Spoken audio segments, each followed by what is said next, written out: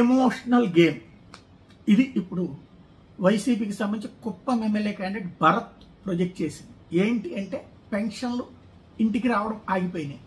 అల్లాడిపోతున్నటువంటి వృద్ధుల ఆవేదనని అడ్డుపెట్టుకుని ఎవరికి వాళ్ళు తప్పు నీదంటే తప్పు నీదని దీని గురించి మనం డిబేట్ చేసుకున్నాం, అట్లాగే మాట్లాడుకున్నాం.